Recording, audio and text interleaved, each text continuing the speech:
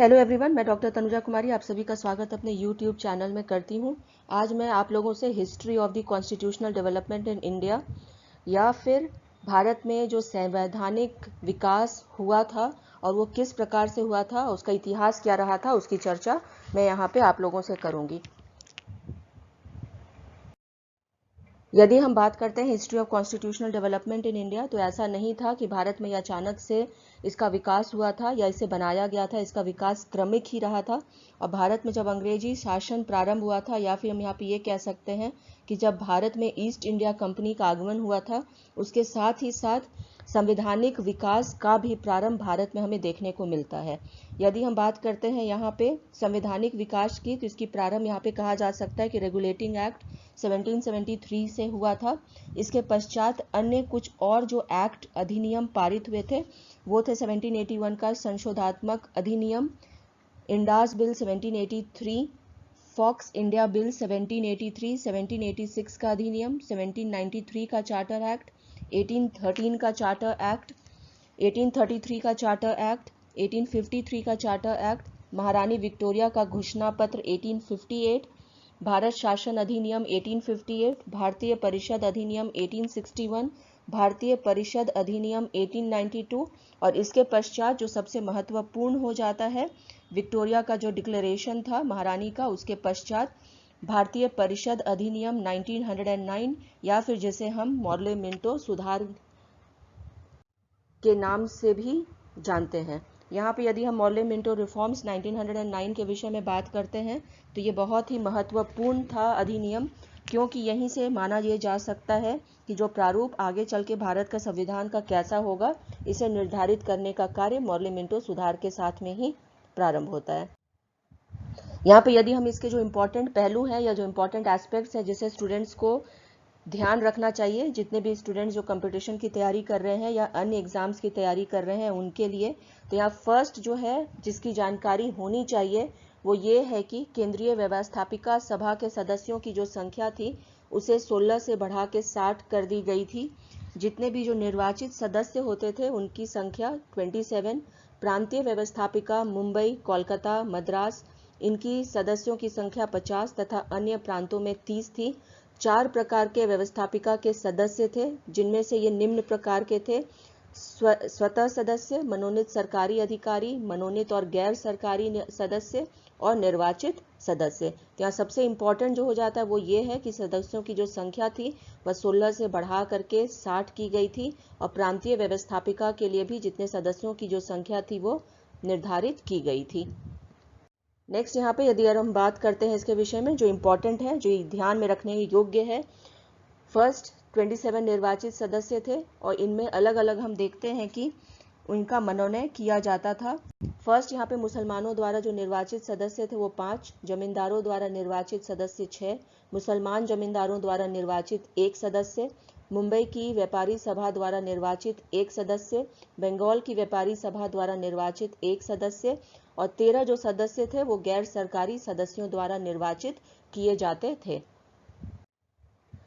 Next यहाँ पे यदि हम और आगे चर्चा करते हैं इसके विषय में, तो यहाँ हम देखते हैं कि केंद्र में गवर्नर जनरल एवं उसकी कार्यकारिणी के सदस्य जो थे तथा प्रांतों में गवर्नर और उसकी कार्यकारिणी के सदस्य ये मनोनीत होते थे। और यहाँ पे साथ ही साथ ये हमें देखने को मिलता है कि जो केंद्र के जो सदस्य थे सरकारी सदस्यों का, उनका बहुमत होता था किसी भी प्रस्ताव में।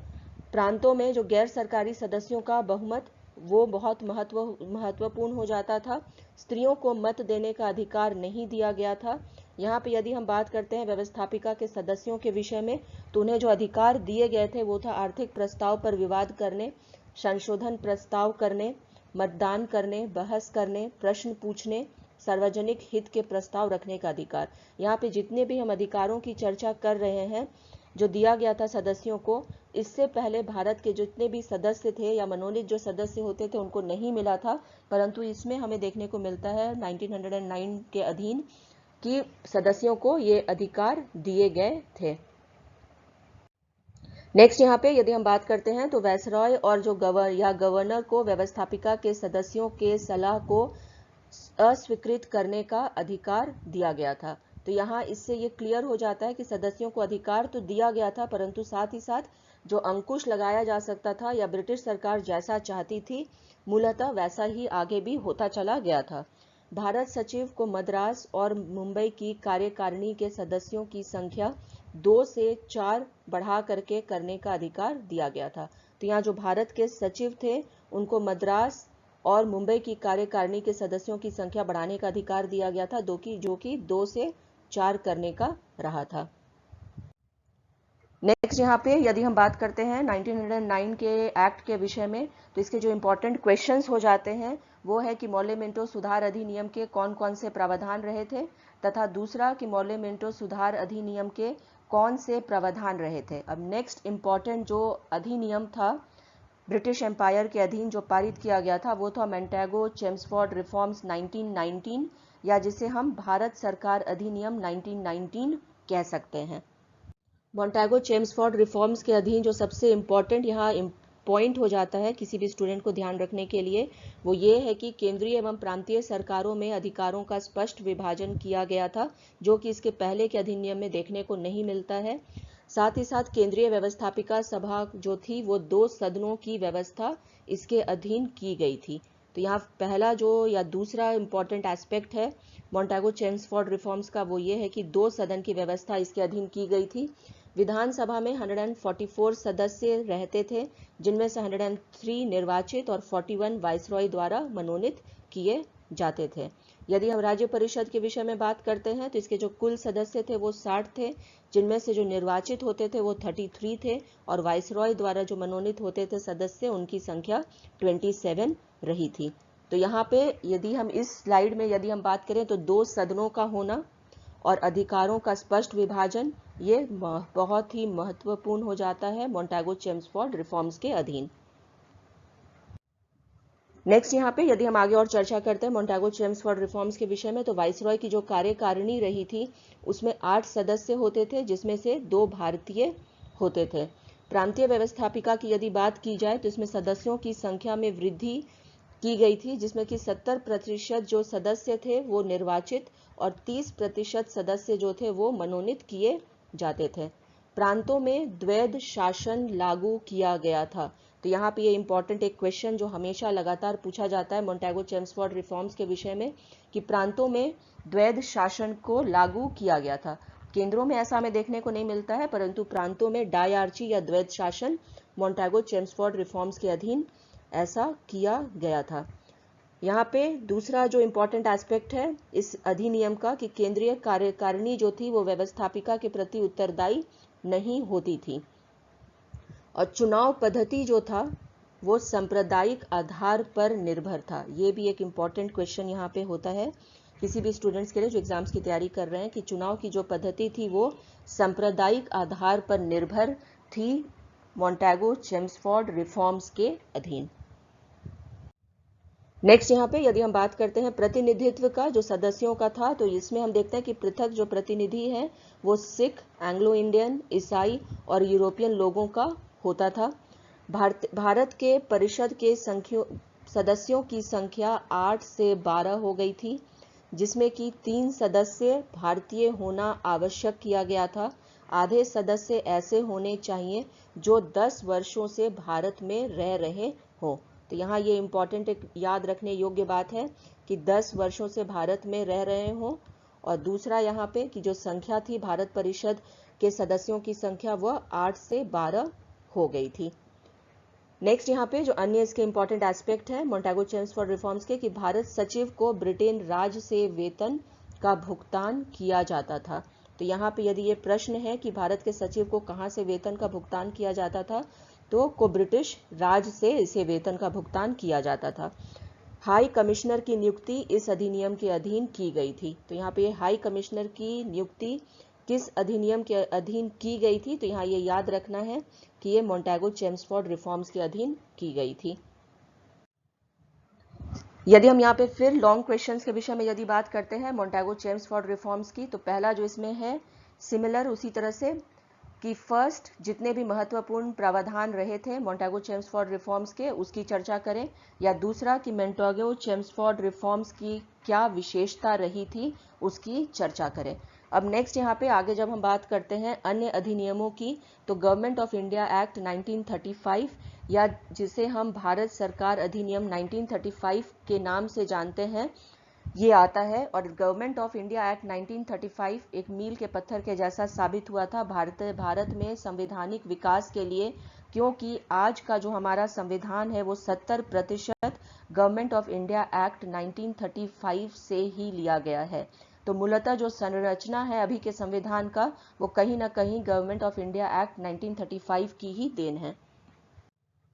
अब यहाँ पे यदि हम बात करते हैं इसके सबसे इम्पॉर्टेंट एस्पेक्ट्स की, अधिनियम 1935 की या गवर्नमेंट ऑफ इंडिया एक्ट 1935 की, तो फर्स्ट हमें यहाँ देखने को मिलता है कि अखिल भारतीय संघ की स्थापना की गई थी। दूसरा, प्रांतों को स्वशासन का अधिकार दिया गया था। तो यहाँ पे एक इम्पॉर्टेंट एस्पेक्ट जो याद रखने योग्य है 1935 एक्ट के संबंध में, कि प्रांतों को स्वशासन का अधिकार दिया गया था। शासन संबंधी विषयों को 3 भागों में बांटा गया था।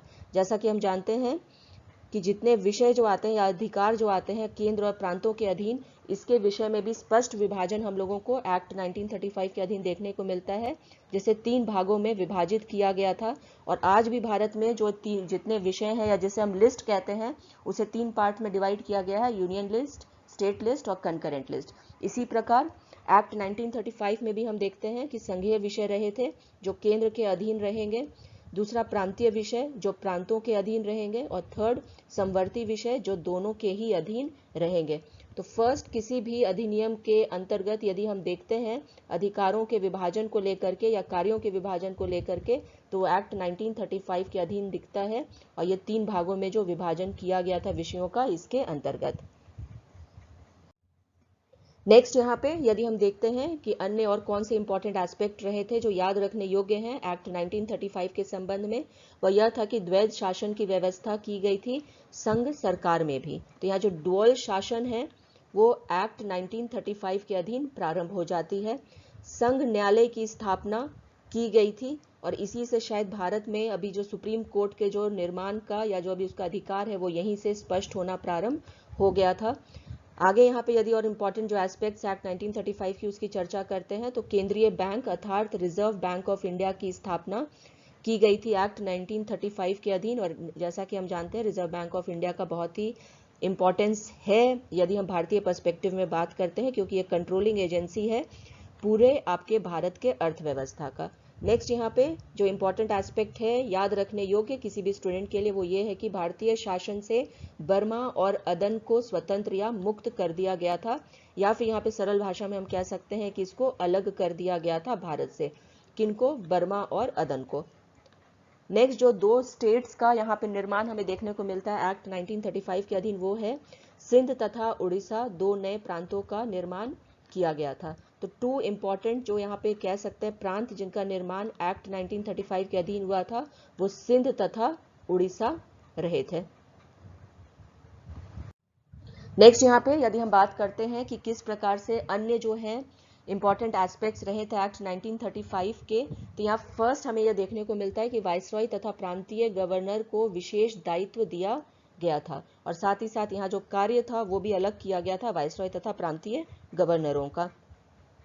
यदि हम मतदाताओं की संख्या के विषय में बात करें, तो यह 3% से बढ़ करके या बढ़ा करके से 13% किया गया था। वो ऐसा नहीं था कि इसको अलग से ही से कुछ बढ़ाने का कार्य किया गया था, वो इसलिए था क्योंकि मतदाताओं के पास में जो योग्यता होनी चाहिए थी उसमें थोड़ा उसे लिबरल किया गया था या कम किया गया था, जिसके वजह से मतदाताओं की संख्या जो है वो 3% से बढ़ करके 13% हो गई थी। यदि हम यहाँ पे विधानसभा के सदस्यों के संख्या के विषय में बात करते हैं, तो वो 375 रही थी, जिसमें 250 ब्रिटिश भारतीय प्रांत से और 125 भारतीय रियासतों से आते थे। तो यहाँ जो इंपॉर्टेंट है 250 याद रखना है यहाँ पे, और 125। दूसरा यहाँ पर इंपॉर्टेंट एस्पेक्ट जो है वो ये है कि विधानसभा का जो कार्यकाल था वो 5 वर्ष का रहा था। तो ये 5 वर्ष का जो विधानसभा का कार्यकाल है वो कहीं ना कहीं यहीं से फिक्स हो जाता है यदि हम भारत में संविधान के विषय में बात करें या संविधान के निर्माण के विषय में बात करें। तो इससे पूर्व जो है यदि हम देखें तो वाइसराय का जो अधिकार था उसे भंग करने के लिए किया गया था, और जिसमें कि विधानसभा का जो कार्यकाल है वो फिर 5 वर्ष का हो गया था। आगे यदि हम चर्चा करते हैं राज्य परिषद के विषय में, तो राज्य परिषद में सदस्यों की संख्या 260 रही थी, जिनमें से 156 ब्रिटिश प्रांत से और 104 भारतीय रियासतों से। तो यहाँ पे दो जो है, तीन या फिर कहा जाए कि 260 सदस्यों की संख्या, इनमें से 156 ब्रिटिश प्रांत और 104 भारतीय रियासतों से, ये यहाँ पे याद रखना है। नेक्स्ट यहाँ पे यदि हम बात करते हैं कि इसके 1/3 जो सदस्य हैं वो प्रत्येक 2 वर्ष पर अवकाश लेंगे, ये निर्धारित किया गया था। तो 1/3 जो सदस्य थे या 1/3 सदस्य वो प्रत्येक 2 वर्ष पर अवकाश लेंगे, ऐसा एक्ट 1935 के अधीन उल्लेखित किया गया था। यहाँ पे यदि हम जो द्विसदन का, जैसा अभी हमारा जो है प्रणाली भी है, यदि हम पूरे पार्लियामेंट के विषय में भी यदि बात करते हैं, वो यहाँ देखने को मिलता है एक्ट 1935 में कि विधानसभा जो थी वो उच्च सदन का दर्जा उसे दिया गया था, और दूसरा जो विधान परिषद रहा था उसे निम्न सदन का दर्जा दिया गया था। और नेक्स्ट इम्पॉर्टेंट जो है कि जो चुनाव हुए थे 1935 अधिनियम के आधार पे, वो कब करवाए गए थे, इसकी यदि हम चर्चा करते हैं तो भारत सरकार अधिनियम 1935 के आधार पर 1937 का जो चुनाव रहा था वो करवाया गया था। अब यहाँ पे यदि हम एक्ट 1935 के लॉन्ग क्वेश्चंस के विषय में यदि हम बात करें, तो जो क्वेश्चंस पॉसिबल हैं एक्ट 1935 के अंतर्गत, पहला कि एक्ट 1935 के अंतर्गत जितने भी प्रावधान रहे थे उसकी विशेषता क्या है, और दूसरा कि भारत का जो एक्ट था 1935 उसके अधीन कौन कौन से प्रावधान रहे थे। यदि हम शॉर्ट क्वेश्चंस के विषय में बात करते हैं एक्ट 1935 की, तो यहाँ पे जो पॉसिबल है क्वेश्चंस वो ये है कि किस प्रकार से दूर सदन जो है उसका प्रणाली को आरंभ किया गया था, वाइसरॉय के कौन कौन से अधिकार दिए गए थे, और किस प्रकार से जो है कंट्रोल किया जाता था प्रांतों को, इसके विषय में शॉर्ट क्वेश्चंस पूछे जा सकते हैं। अन्य यहाँ पे जो इम्पोर्टेंट या फिर हम कह सकते हैं कि लास्ट जो स्वतंत्रता के साथ या स्वतंत्रता के समय में जो लागू किया गया था अधिनियम, वो इंडिया इंडिपेंडेंस एक्ट 1947 था, या जिसे हम भारतीय स्वतंत्रता अधिनियम 1947 के नाम से जानते हैं। ये सबसे महत्वपूर्ण हो जाता है क्योंकि ये ठीक आज़ादी के समय में ही ये अधिनियम पारित किया गया था, और इसका महत्व भारत के स्वतंत्रता तथा भारत के विभाजन के लहजे से भी हमें देखने को या नजरिए से भी देखने को मिलता है। सबसे पहला यहाँ पे जो हम कह सकते हैं जो प्रावधान रहा था एक्ट 1947 का, वो था भारत का विभाजन, जो 15 अगस्त 1947 को किया गया। भारत और पाकिस्तान को 2 स्वतंत्र राज्य बनाए जाएंगे, ये इसमें उल्लेखित किया गया था। भारत स्वतंत्रता अधिनियम 1947 इसका नाम दिया गया था, और इसी के पश्चात आज़ादी भी जो है वो मिली थी भारत को। पाकिस्तान को हालांकि यहाँ पे हम देखते हैं कि उसको राष्ट्रमंडल के सदस्य बने रहने की स्वतंत्रता दी गई थी। तो पाकिस्तान स्वतंत्र जरूर हुआ था, परंतु यहाँ पे जो है उसे ये भी दिया गया था ऑप्शन कि वो राष्ट्रमंडल के सदस्य भी बने रह सकते हैं। आगे यहाँ पे हम देखते हैं कि भारत और पाकिस्तान को अपने राज्य के लिए कानून बनाने का अधिकार भी दिया गया था, और यहाँ से ये क्लियर हो जाता है कि पूर्ण तरीके से भारत और पाकिस्तान के विभाजन की कार्य को अंग्रेजी सरकार जो थी वो देख रही थी, और कानून बनाने का अधिकार भी भारत और पाकिस्तान को पूर्ण रूपेण दे दिया गया था। नेक्स्ट इंपॉर्टेंट एस्पेक्ट जो हम बात करें यहाँ पे एक्ट 1947 की, तो हमें यह देखने को मिलता है कि भारत और पाकिस्तान दोनों के लिए अलग अलग वाइसरॉय के होने की बात की गई थी। भारत और पाकिस्तान यदि सहमत हो तो एक ही वाइसरॉय के होने की भी चर्चा एक्ट 1947 में हमें देखने को मिलती है। यदि यहाँ पे देशी नरेशों के विषय में बात की जाए तो इनके सत्ता को समाप्त करने का जो है यहाँ पे उल्लेख हमें एक्ट 1947 में मिलता है। आगे यदि हम और चर्चा करते हैं एक्ट 1947 की, तो इसमें यह उल्लेखित है कि नवीन संविधान बनाने तक 1935 का जो अधिनियम था उसे ही लागू रखने की बात की गई थी। और सबसे इम्पोर्टेंट यहाँ पे यदि ये प्रश्न होता है क्वेश्चंस में कि भारत सचिव का पद किस अधिनियम के अधीन समाप्त किया गया था, तो वो एक्ट 1947 के अधीन इसे समाप्त किया गया था। यहाँ पे आगे यदि हम और इम्पोर्टेंट जो एस्पेक्ट्स रहे थे इसके उसकी चर्चा करते हैं, तो भारत पाकिस्तान से संबंध स्थापित रखने के लिए राष्ट्रमंडल को अधिकार दिया गया था। आगे राष्ट्रमंडल के सचिव की यहाँ पे हमें नियुक्ति भी देखने को मिलती है एक्ट 1947 में, और ब्रिटिश सम्राट की भारत सम्राट की उपाधि यहाँ पे खत्म कर दी गई थी। तो ये एक्ट 1947 के अधीन हमें यह देखने को मिलता है कि ब्रिटिश सम्राट की भारत सम्राट की जो उपाधि थी वो इसके अधीन समाप्त की गई थी। यहाँ पे यदि हम बात करते हैं एक्ट 1947 के विषय में, तो यहाँ फिर से वही दो क्वेश्चंस पॉसिबल है लॉन्ग में। पहला कि एक्ट 1947 की विशेषता क्या रही थी, और दूसरा कि एक्ट 1947 के अधीन कौन कौन से प्रावधान रहे थे। अब आगे यदि हम बात करते हैं एक्ट 1947 के पश्चात, तो यहाँ पे जो है फ्रेमिंग ऑफ द कॉन्स्टिट्यूशन या भारत संविधान का निर्माण का मार्ग प्रशस्त होता है, और इसी के साथ में संविधान सभा का जो है वो भी निर्माण किया गया था, जिसे इसका कार्य ही था संविधान की रूपरेखा को तैयार करना। यहाँ पे हमें ये देखने को मिलता है कि 3 से 6 दिसंबर 1946 के मध्य में जो वार्ता थी वो आयोजित की गई थी। सरकार के द्वारा मुस्लिम लीग के पहले विभाजन कर देने की मांग को स्वीकृत कर लिया गया था। संविधान सभा की बैठक 9 दिसंबर 1946 को लंदन में आयोजित की गई थी, और मुस्लिम लीग के 73 सदस्य बैठक में शामिल नहीं हुए थे। यहाँ पे ये प्रश्न इसमें क्वेश्चंस होता है इससे रिलेटेड कंपटीशन के एग्जाम्स में भी, कि कितने जो है सदस्य मुस्लिम लीग के जो शामिल नहीं हुए थे, तो वो 73 रहे थे।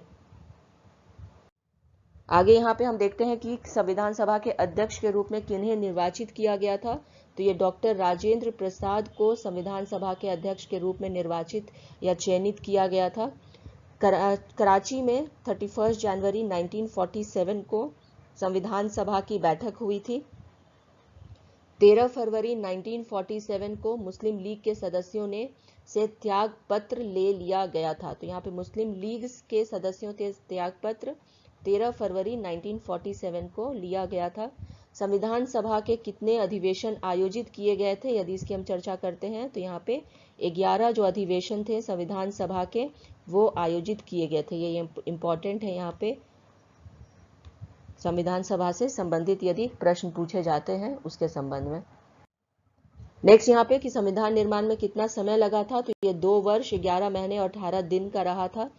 संविधान सभा ने संविधान निर्माण का जो कार्य है वो कब पूरा किया था, यदि हम इसकी चर्चा करें, तो 26 नवंबर 1949 को संविधान निर्माण का जो कार्य था वह पूरा कर लिया गया था। ये इंपॉर्टेंट है डेट यहाँ पे याद रखने के लिए एग्जाम्स के परिप्रेक्ष्य में यदि हम देखते हैं तो।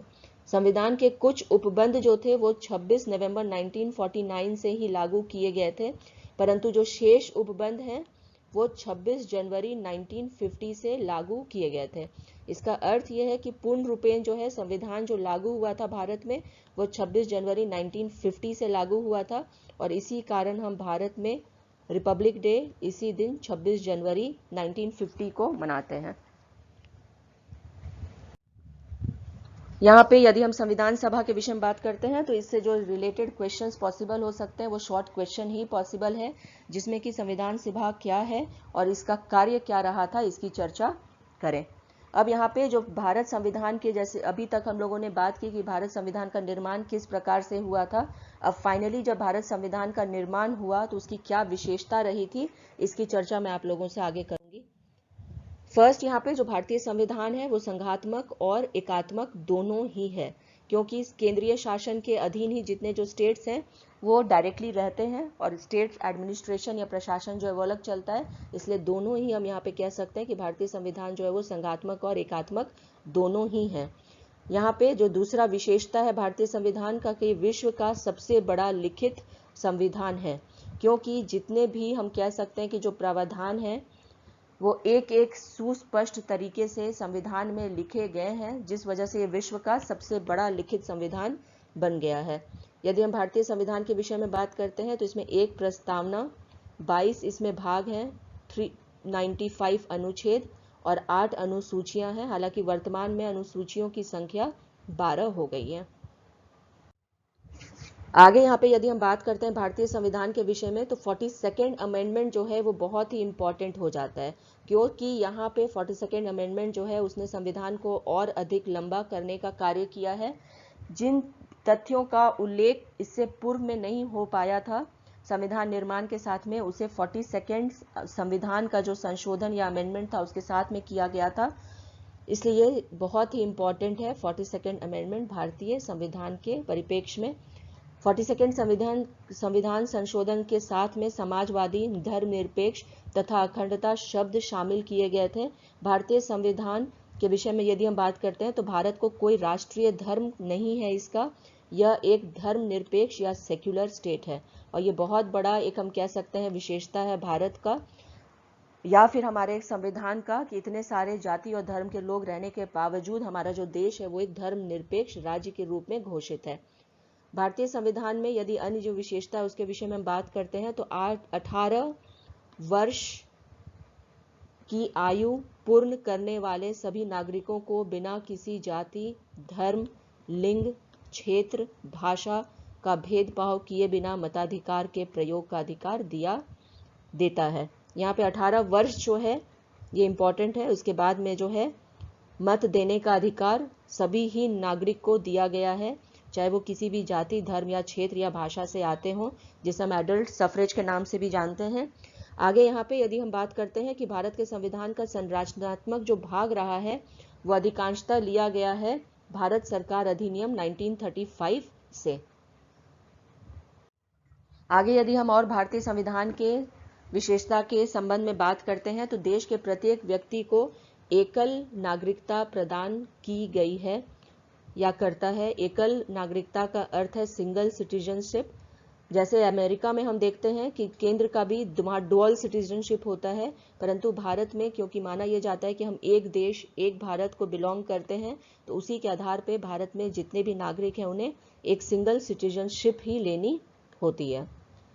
यहाँ पे भारतीय संविधान के विषय में यदि और हम बात करते हैं तो 42वें संशोधन के द्वारा मौलिक कर्तव्य को शामिल इसमें किया गया था। इसके पूर्व मौलिक कर्तव्य की चर्चा हमें देखने को नहीं मिलती है, परंतु 42nd अमेंडमेंट के साथ में संविधान में मौलिक कर्तव्यों को जोड़ा गया था, जिसे हम फंडामेंटल ड्यूटीज के नाम से भी जानते हैं।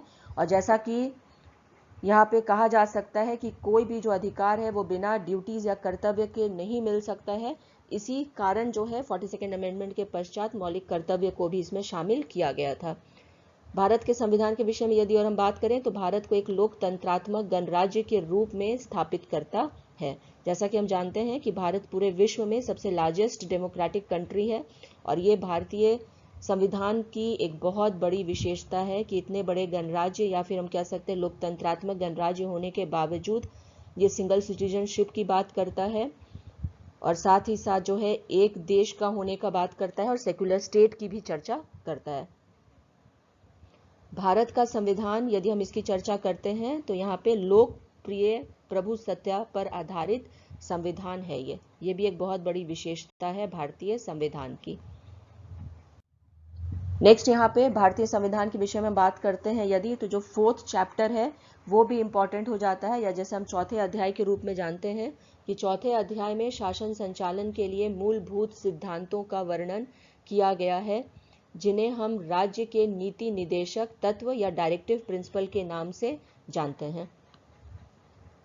ये जो डायरेक्टिव प्रिंसिपल्स है एक्चुअली ये बताता है कि भारत के जो नागरिक हैं उनके कौन कौन से कार्य करने चाहिए और कौन से कार्य नहीं करने चाहिए।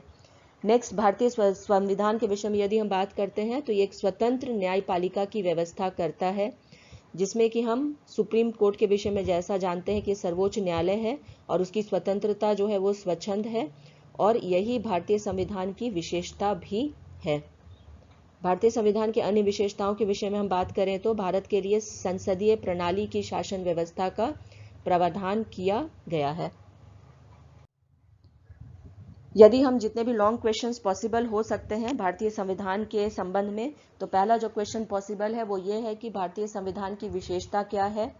दूसरा कि भारतीय संविधान के मुख्य प्रावधानों की चर्चा करें, या जो प्रमुख जितने भी अधिकार दिए गए हैं या चर्चा की गई है जितने भी संबंध में उसके उपबंधों के विषय में, या जो पार्ट्स हैं संविधान के उसकी चर्चा करने की। यदि हम शॉर्ट क्वेश्चंस के विषय में बात करें भारतीय संविधान की तो इसमें क्वेश्चंस जो पॉसिबल हो सकते हैं वो है fundamental duties, fundamental rights, directive principles, supreme court, राष्ट्रपति के कार्य और अधिकार, प्रधानमंत्री के कार्य और अधिकार, कैबिनेट मिनिस्टर्स कौन होते हैं, कैबिनेट मिनिस्टर्स के क्या अधिकार हैं। इस प्रकार से शॉर्ट क्वेश्चंस जो हैं वो भारतीय संविधान से पूछे जा सकते हैं। इसी के साथ मैं अपनी इस चर्चा को यहीं पे विराम देती हूँ। यदि आप लोगों को मेरा यह वीडियो पसंद आया हो तो प्लीज़ लाइक करें, शेयर करें और सब्सक्राइब करें।